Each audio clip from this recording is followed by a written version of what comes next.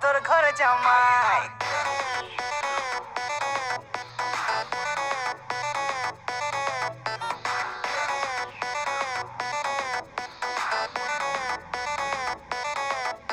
তুই মনের ঘরে আই, নিয়ে যাবো সিনেমায়, তোকে বউ বানাবো।